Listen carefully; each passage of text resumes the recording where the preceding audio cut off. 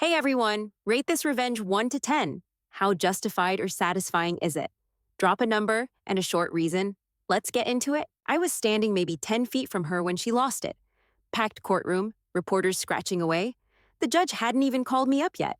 Cameras were pointed everywhere, catching every twitch, every whisper. I hadn't spoken a word. And then Danielle snapped. "She's insane!" she screamed, turning straight to the gallery. "She lives in her damn truck, Your Honor. She has paranoid delusions. She's not stable enough to testify. Ask her commanding officer." "Oh, wait, she doesn't have one. She was kicked out." The courtroom cracked like a dropped glass. People gasped. Phones went up. The judge slammed the gavel, shouting over her, but she just kept going. "She's a washed-up government reject who couldn't even stay in the military. She's obsessed with me. She's been stalking me for years." And just like that, the whole story flipped. I didn't flinch. I wanted to. My throat tightened. My spine locked up. But I just kept my eyes on the judge and waited. I wasn't going to let her see me blink. Quick note, before we start, how's your day going and where are you joining from? Danielle had always known exactly where to hit. And this was her full-blown Hail Mary. Tear me down in front of the court before I could say a word. Paint me as some unhinged drifter with a vendetta. Hell, maybe that would have worked if she hadn't already been caught billing Medicaid for fake surgeries. "Enough," the judge snapped. "Ms. Monroe, sit down. One more outburst and you'll be removed." Danielle's attorney leaned over, whispering furiously into her ear, but she shrugged him off and crossed her arms like a sulking teenager. And there I was, standing in full view of the press box, every eye locked on me, the so-called truck-living, delusional sister with episodes. What nobody saw was that I had already seen this coming. Not the tantrum exactly, but the blow. The moment she'd finally burned the last bridge between us. It wasn't new. It was 20 years in the making. I had spent my whole life as the invisible one, the weird sister who left town, the one no one understood. People made jokes about my little military job or asked if I was still playing with planes. Meanwhile, Danielle ran a shiny clinic, showed up in magazine spreads, dated the mayor's son. She was the success story. I was the mystery, until I stopped being a mystery and became a threat. The gavel dropped again. The room started to settle. The judge nodded at the bailiff. "Bring in the next witness." That was me. I stepped forward, heels sharp on tile, heart louder than my footsteps. Danielle didn't look at me, but I looked right at her. 3 months earlier, I was sitting in a beige office outside Reno, elbows deep in aircraft repair logs, when my phone buzzed. "Mom, Danny's in trouble. Real trouble. Can you come home?" That was all she wrote. No punctuation, no explanation. Just the kind of vague, baiting line she'd always used when it came to Danielle. And I hadn't heard from her in months. I stared at the message for a solid minute. Outside the window, the Nevada wind kicked dust across the tarmac. My screen blinked again. "Mom." I wouldn't ask if it wasn't serious. I closed the file I was working on. "Hey," I called over the cubicle wall. "I need to take a few days. Family thing." That was how it started. The detour that yanked me back to Cedar Point, Ohio, a town I dodged ever since we buried my dad 2 years earlier. I could still see the funeral. Early spring. Cold, wet grass under stiff dress shoes. The American flag folded tight on my lap. I'd worn my FAA dress uniform, just like Dad would have wanted. Danielle caught me at the entrance to the church. "Do you have to wear that?" she asked, eyes flicking toward the rows of mourners behind me. "It's a federal funeral," I said. "He served. So did I." She shifted in her heels, lowered her voice. "People are going to ask about the plane stuff." I stared at her, scared.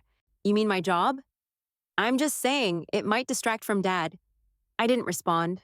I just walked in, sat in the front row, watched our mother lean against Danielle like she was the only one keeping her upright. By then, I had already logged 15 years in military aircraft investigations and 5 more with the DOT. But around them, I was still the drifter, the odd one out. Danielle, on the other hand, had a full resume of small-town success, ran her own private clinic, dated James Hennigan, the city councilman with a clean jawline and even cleaner voting record. She gave speeches at fundraisers, showed up in charity calendars. When Mom introduced her, it was always, "This is my daughter, doctor. Monroe, I didn't get a title. I got silence." So yeah, going back wasn't high on my list. I pulled off I-90 just past Cleveland, Same cracked billboards, same one-stoplight towns. Cedar Point hadn't changed, and neither had the Monroe house. Beige siding, chipped shutters, flower beds half dead. I parked across the street and just stared at it for a second. Then the front door opened. Mom stood in the frame with her arms crossed. "You look tired," she said. I hauled my duffel out of the back seat. "It's been a long drive." She didn't hug me, just stepped aside so I could walk in. Inside smelled like old carpet and lemon cleaner. A casserole dish sat on the counter, untouched. "She's upstairs," Mom said. "Crying again. I don't know what's going on. She won't talk to me." "What kind of trouble is she in?" I asked. "I thought you'd know.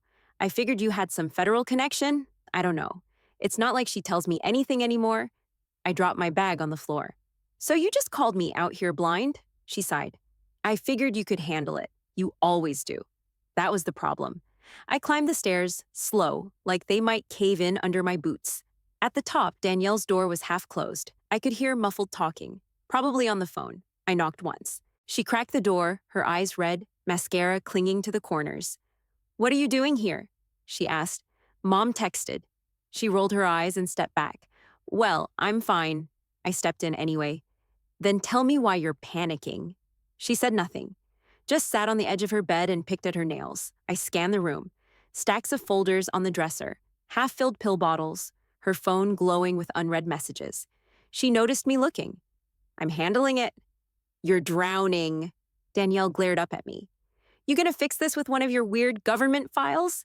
"No," I said, "but I'm not leaving until I know what the hell you've done." Danielle didn't answer me that night. She just pulled the blanket over her knees, stared at the wall, and said, "You wouldn't understand." I didn't push. I just walked out and closed the door behind me. But the truth was, I already knew. It started about 6 months earlier, back in the office outside Reno.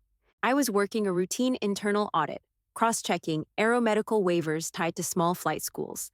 The FAA had been getting pressure about shady clearances for private pilots, mostly rich guys trying to fly with pre-existing conditions. A few waiver requests flagged wrong addresses, so I dug deeper. That's when I saw one from Cedar Point Medical Group. The attending listed was Dr. D. Monroe. At first, I rolled my eyes. Coincidence. Monroe's not rare, and D could be anything. But the clinic address hit too close. Same zip code, same street as my sister's practice. I ran the license. Danielle. I stared at the screen. She'd signed off on multiple aeromedical evaluations, which by itself wasn't illegal, but she wasn't certified to do those without FAA alignment. That raised the first red flag. Then I pulled her federal billing records. That's where it turned. What should have been clean medical files showed a swamp of insurance claims, full surgeries billed under outpatient codes, follow-ups that didn't match recovery times. I checked a few patient IDs. One had passed away 2 years ago, but somehow, Danielle had done a full joint procedure on him last spring. Another lived in a nursing home and hadn't seen a real doctor in 5 years. The deeper I went, the uglier it got. Over 3 years, her clinic had claimed more than $1.8 million in reimbursements, mostly under Medicare, TRICARE, and veteran aid. Dozens of procedures billed, less than half actually documented. I paused the audit file, marked it under review, and sat on it for a week. Maybe there was some kind of clerical mess. Maybe a billing assistant went rogue. But that was me trying to protect her, even after everything. When I went back in, I found doctored soap notes, all copy-pasted with different dates. Some had forged patient signatures. Others had digital metadata, showing they were created days after the supposed surgery dates. I brought in a second analyst from my team under a compliance pretext. "What does this look like to you?" I asked, playing dumb. He scrolled for maybe 3 minutes. "This is fraud. You escalating it or want me to?" I said I would handle it. I didn't sleep that night. I kept picturing her in that white coat, her face in those local commercials. "Trust your health to Monroe Family Care." She used to joke about being the town's favorite daughter, and now here I was, tagging her name in a federal violation file. I reported it to DOJ Liaison Services through our interagency agreement, sent the packet with full supporting evidence, annotated log sheets, and a side memo explaining the personal connection. I wasn't hiding anything. The response came 3 days later. "Plausible cause for fraud. Case accepted. You'll stay on as consult under FAA capacity." I called no one, told no one. And when I finally packed that duffel to drive to Cedar Point, It wasn't just for some emergency family visit. I was coming back with a job to finish. My job was facts, not feelings. I didn't care how many bake sales she headlined or how shiny her clinic was. If she was stealing from vets and faking procedures to buy another lake house, then she was going down. But sitting at that kitchen table with my mom in the next room, rambling about casserole and how hard Danielle's been working, I had to lock my jaw just to keep from snapping.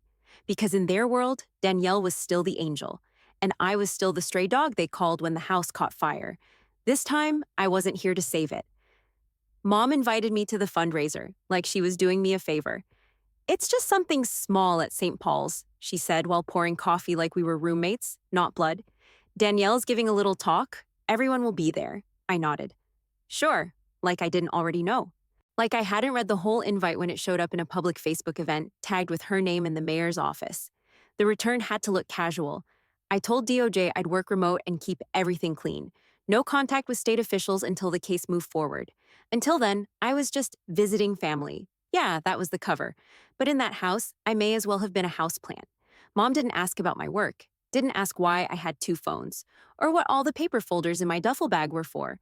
She offered me a spare blanket and asked if I needed cash. Danielle avoided me entirely. She left early every morning and came back after dark. Barely said a word unless it was in front of Mom, and even then it was all teeth and fake sweetness. You settling in okay? She asked one night, standing in the kitchen with her designer coat still on. I looked up from the folder in my lap. Yeah, Cedar Point feels exactly the same. Her eyes twitched just a little. Good. Let me know if you need anything. Then she was gone again. They talked to me like I was on break from prison, like I'd failed at life and was crashing at home because I had nowhere else to go. Fine, let them think that. At the fundraiser, I sat in the back corner of the church rec room with a slice of overcooked lasagna and watched Danielle command the room like she was born for it. She stood under a banner that said, "Better health, brighter futures," and spoke like a damn politician. Our mission is to provide dignity and quality care to every patient, regardless of income. Applause. I come from this town. I love this town. More applause. She smiled, tilted her head, wore a pastel blouse and a little gold pin shaped like a stethoscope. If I hadn't known better, I would have clapped too. I didn't clap. I didn't move. I watched every lie roll off her tongue, and I felt my teeth grind down to the roots. Afterward, I slipped out early. Nobody noticed. Back at the house, I took my laptop and work phone into my old bedroom, still covered in faded posters and a twin bed that creaked every time I breathed. And I started printing. I'd saved the billing records to an encrypted drive.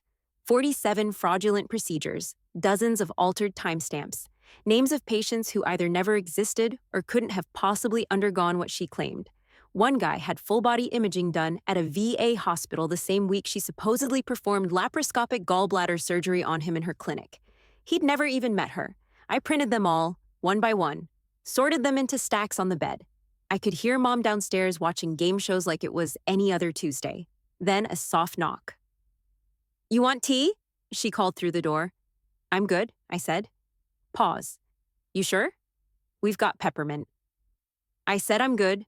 She went quiet, then footsteps away. I closed the door all the way and locked it. I couldn't let myself think about what this was doing to them, or to me. I had a job, and I was too far in to walk it back now. So I opened another folder, highlighted a set of procedure codes that didn't match the clinic's capabilities, labeled it for DOJ. Tomorrow, I'd drive past the clinic, snap some photos for location records. The next day, I'd finalize the affidavit. But tonight, I stayed up sorting evidence in the room where I used to play with plastic army men. And for the first time in a long time, I didn't feel like the ghost in this house. I felt like the hammer. I was halfway through adding page numbers to the last packet when I heard tires screech outside the house. Then the doorbell. Loud, rapid. I didn't move. I just listened. Mom answered, voice high. Can I help you? Ma'am, is Danielle Monroe home? A man asked. Calm. Too calm. Footsteps. Muffled voices. Then Danielle, what is this? What the hell is this? I stood in the hallway just as she came down the stairs, barefoot in leggings and an oversized sweatshirt, hair pulled into a lopsided bun. 2 state investigators flanked her, badges out. One read off something about medical fraud and billing abuse. They cuffed her right there in the living room, between the mantle photos and a fake ficus tree. You have no idea what you're doing, she snapped. I have lawyers. This is a mistake. You'll have a chance to explain, ma'am, one of them said. They walked her out while Mom screamed behind them. I didn't go downstairs, didn't say a word. I went back to my room, closed the door, and slid the last packet into the evidence box. By morning, the news had already hit every local station. Cedar Point doctor arrested in federal insurance fraud sweep. They didn't name me, but someone leaked the whistleblower report within 24 hours. My phone started vibrating nonstop. By noon, I got the call. It was Mom. I picked up. You evil little bitch, she said through sobs. How could you do this to your own sister? I didn't do anything. She committed fraud. I reported it. You were supposed to help, not destroy her. She destroyed herself. Click. Next day, 2 neighbors stopped me outside the bakery. Is it true? One asked, squinting like I owed her the full damn case file. You turned her in? I filed a report, I said. That's it. They looked at me like I'd shot someone. By the end of the week, James Hennigan, Danielle's perfect little fiancé, released a statement distancing himself from her pending legal situation. The engagement was off. His mom picked up her things from the house. The clinic shut down, staff sent home, phones disconnected, signs stripped from the windows. Someone spray-painted "thief" on the back dumpster. I didn't wait for the next explosion. I booked a room at the Rivertown Inn off Route 6 and left the house before sunrise the following day. Didn't say goodbye. Didn't pack anything but my laptop and the burner phone DOJ gave me. The hotel smelled like cleaning fluid and mildew, but at least it was quiet, neutral ground. No framed baby photos or casserole lectures. Just a bed, a desk, and a coffee maker that barely worked. Mom didn't call again. For 3 days, I heard nothing. On the 4th, I walked into a gas station and caught my own face on the tiny news screen behind the counter. It was an old Air Force photo. Buzz cut, no smile. The caption read, Sister of fraud suspect worked for Federal Aviation. Filed complaint. The cashier gave me a look like I was contagious. I paid cash and left. Back at the hotel, I sat on the edge of the bed and opened my laptop. Just like I would have at the office. I reran the report numbers, checked for updates. The DOJ thanked me for the submission and confirmed state-level coordination. Trial prep was in motion. I was listed as lead technical witness. That was it. No medals, no handshakes. No warm, you did the right thing. Just a new file number and a countdown to court. The silence was worse than the yelling. Mom didn't answer my texts, not even the one that just said, she'll have a chance to explain herself. That's how the system works. I knew where I stood now, not the stray daughter, not even the invisible one, just the woman who lit the match and walked out before it all burned down. I kept my eyes forward as the bailiff called my name. The courtroom buzzed behind me, shuffling, whispers, the occasional cough. Everyone had just seen Danielle meltdown 5 minutes earlier, screaming about how I lived in a truck and had some kind of military brain damage. She'd pointed right at me like I was a wild animal that broke into the house. The judge warned her once, then again, then shut her down completely. And now it was my turn. I stepped up, hand steady as I was sworn in. Didn't look at her, didn't look at Mom. I just sat, adjusted the mic, and gave the court what they were waiting for. State your name and occupation for the record. I leaned in slightly, clear voice, no theatrics. Kira Monroe, Aviation Fraud Investigator, Department of Transportation. The courtroom fell dead silent. No scribbling pens, no clicking cameras, just one long pause, like I'd spoken in a foreign language. Even the judge tilted her head a little. Out of the corner of my eye, I saw my mother blink, slow, like she was realizing for the first time that I hadn't just been filing airport paperwork for the last decade. Danielle's jaw was clenched so tight she looked like she might break a molar. I opened the folder in front of me and went to work. I walked the jury through 3 years of records, billing codes submitted for procedures that weren't physically possible in Danielle's clinic, altered patient files with identical note formatting, time-stamped days after supposed surgeries, elderly patients listed as having multiple operations they never received, some of them already deceased at the time of service. Medicare and TRICARE payments routed to shell business accounts Danielle had opened under variations of the clinic name. Each point I backed up with printed exhibits, cross-referenced logs, and source documents. I'd spent 2 decades building a career on catching people who thought they could lie through paperwork. Danielle hadn't just underestimated me, she'd underestimated the system I worked in. Every time I finished a segment, I looked straight at the jury. Not to sway them, not to perform, just to make damn sure they were following. When I got to the false aeromedical waivers, the part that first triggered the flag, I paused, held up one form. This signature was copy-pasted across 5 other documents. The file metadata shows the same IP address and time block for all 6 submissions. That means they weren't reviewed individually. They were mass-produced for profit. The jury stared. One woman shook her head slowly. Danielle's attorney stood up. "No questions for this witness, Your Honor." Of course he didn't. The judge called for a recess. The room broke like glass again. Murmurs, scuffling chairs, people rushing out to make calls. I stood and turned toward the aisle. That's when I saw her. Mom sitting second row left. Same place she sat during my dad's funeral. She wasn't crying, wasn't angry, just stunned. Like the world had rearranged itself and no one warned her. I held her gaze for a half second. No words, just enough to let it land. She didn't look away. I kept walking. Outside, the air hit me like a freight train. Humid, loud, August in full swing. Reporters hung back behind barricades. I ignored them. I wasn't the story they wanted. I ducked into the courthouse side lobby and sat down on a bench, gripping the edge like I'd just finished a workout. My heart was still racing, but not from nerves. Not anymore.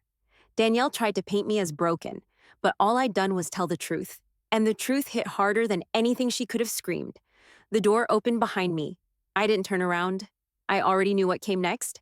I didn't even lift my head when the door creaked open behind me, but I heard her breathing. Slow, uneven. She waited a second, maybe 2. Then she stepped into the back hallway and closed the door. "They said I could talk to you," Danielle said. Her voice was raw, not performative like in court, just stripped down and exhausted. I stood up, kept my distance. She looked like hell. Hair pulled back in a messy knot, blotchy cheeks, no foundation or camera-ready glow. That polished mask she always wore was gone. "What do you want?" I asked. She leaned against the wall like her legs couldn't hold her up. "You could have warned me," I blinked. "Warn you?" "Yes," she snapped, her voice rising before she caught it. "Before you handed everything over, before you destroyed everything. Warn you so you could move the money? Shred files? Prep your lies better?" Her lips parted, but nothing came out. "I didn't destroy anything," I said. "You did that on your own. You don't get it." She looked off, biting the inside of her cheek. It got out of control. The billing software. It started flagging unpaid procedures, and the admin staff panicked. The whole system was a mess. I didn't know where the charges were going after a while. "Bullshit. I swear, no." I stepped closer. "You signed every one of those files. You had patient names, you had claim codes, you billed federal aid programs under shell corporations you created. This wasn't a clerical error. This was organized theft." Her voice cracked. I didn't know what else to do. Try not stealing, try not lying. That would have been a start. I was working 16-hour days. People were demanding results. The clinic was barely breaking even. Then those software guys came in and said we could streamline reimbursement, and "Don't," I said sharply. "Don't you dare act like you got tricked." She stared at me, eyes glassy. "You think I wanted this? I think you wanted the money, the reputation, the spotlight, and you thought no one would catch you." She flinched, but I didn't stop. "You thought I was too far away, too busy with my weird government job. You thought the system was too slow. You gambled, and you lost." Silence. Then her voice dropped. "They say it's not just me. They're looking into other clinics, same vendors, same billing setup. You think I was running some grand scheme? I was just following the model." I crossed my arms. "Then, congratulations. You're now a witness in a bigger case." She wiped at her face. "They said if I cooperate, they'll reduce the sentence." Of course they did. "You think I should take it?" I stared at her. This woman I used to ride bikes with, who once helped me write a 6th grade science paper when I had the flu, who turned that same brain into a fraud mill. "I don't care what you do," I said. "I did my part. The rest is yours." A knock hit the door. It was the prosecutor, a lean guy in his 40s with bags under his eyes and no patience left. "She's got 5 minutes. Then we move forward." Danielle turned toward him, then back to me. "Will you talk to Mom? Tell her I didn't mean—" "No." Her mouth trembled. "She won't even—" "She's your mess now. All of it is." She looked like she might say something else, but her shoulders dropped. She gave a small nod, like maybe she finally understood I wasn't the backup plan anymore. The prosecutor motioned for her to follow. She shuffled behind him, quiet, small, almost nothing like the woman who screamed in that courtroom just hours earlier. The door shut behind them. I stood there a second longer, let the weight of it sit. Then I walked out. I didn't go back to court. Didn't need to. I'd done my part. The state had their witness, the files, the forensics, and now they had Danielle's signature on a plea deal. She took it. 9 years in state custody, minimum of 7 with cooperation. She'd already started naming names: billing reps, software vendors, 2 other clinics across Ohio flagged for nearly identical fraud patterns. The press went quiet after a week. Another scandal replaced her on the ticker. And me? I flew back to Nevada like none of it had ever happened. The Monday after I landed, I was back at my desk, eating stale pretzels and flipping through aircraft repair logs flagged out of Baton Rouge. No interviews, no fanfare. Just another Monday with busted altimeters and missing maintenance sign-offs. Exactly how I wanted it. The phone call came 3 weeks later, just after lunch. Unknown number. Cedar Point area code. I answered. Monroe. A pause, then, Kira, it's me? My mother. I leaned back in the chair, stared at the ceiling. What's up? I asked flatly. More silence. Then she said, Is your job real? That stopped me. I mean, she rushed on, you always said you worked for the government, but I never understood. You fly planes? You inspect them? What do you actually do? I waited a beat. Now? Yes. I lead a small team that audits aviation fraud across federal and contracted networks. We investigate everything from forged certifications to stolen maintenance parts to misused aid programs. She went quiet again, like I'd spoken in Morse code. Then she mumbled, You always said it was just office work. Because you never wanted to hear anything else. That landed hard. I could feel it through the phone. That shift. Not dramatic, just real. Well, she said, I saw your testimony. Online. Someone sent it to me. I didn't respond. You were good, she added awkwardly. Clear. Smart. Thanks. I thought that would be it. Another one of those empty Monroe family calls that went nowhere. But then her voice dropped, softer. I didn't know, Kira. I really didn't. I just thought, you were off doing your own thing. I was, I said. You just never asked what that thing was. She sighed. Yeah, I didn't. That was it. Not an apology. Not a moment of healing. But the first time she'd admitted she'd ignored me. And weirdly, that was enough. We didn't talk long. She asked about the weather in Nevada. I asked if she was still gardening. She told me the hydrangeas died and blamed the shade. We hung up 15 minutes later like 2 people who'd never known how to talk in the first place. But it stuck with me. That shift. Not repaired. Not forgiven. Just different. I closed the file I was reviewing, leaned back in my chair, and stared out the window at the empty runway beyond the chain-link fence. Another case would come in soon. They always did, and I'd be ready. 3 years after that call, a letter showed up at my office, handwritten. No return address, but I recognized the looping cursive immediately. Danielle. I didn't open it. I tossed it in the drawer with the others. 6 total. Same pen, same soft paper, all unopened. She got out early, 7 years served. Cooperation shaved off the rest. Word was, she worked part-time at an optometry kiosk wedged between a nail salon and a vape shop in some rundown strip mall outside Toledo. Someone I knew from back home sent me a photo once. Said she looked tired. Said she didn't talk much. Said her name tag just read D. Monroe. I didn't ask for the picture. I didn't respond. What was I supposed to say? That I forgave her? That we were even now? Number that chapter didn't end. It just stopped. I still lived alone, still ran fraud audits, still flew out once a month for site inspections, and spent most nights in mid-range hotels with scratchy towels and bad lighting. And I was fine with that. I'd made my life into something steady, not loud, not shiny, just real. At some point, people back in Cedar Point stopped whispering when my name came up. Or if they did, I didn't hear it anymore. My mother asked questions now, small ones. What kind of cases I was working on, how long the investigations took. She didn't always understand the answers, but she listened. That was new. They finally saw me, not as the dropout or the ghost, not the messed up vet who couldn't hold down a normal life, but as what I'd always been, a professional, a federal investigator, the one who told the truth even when no one wanted to hear it. And no, it didn't feel good. It just felt too late. They'd never asked when it mattered. Not once. Not when I got my commission, or when I transferred to the DOT, or when I testified in court and tore open a story they didn't want to believe. Some families don't look past the roles they've assigned you. Not because they hate you, because it's easier, simpler. Danielle had been the star. I was the background. And that was the story they stuck with, until I burned it down. Now, I kept doing what I did best. Found the cracks, followed the numbers, exposed what others wanted buried. Not for revenge, not for recognition.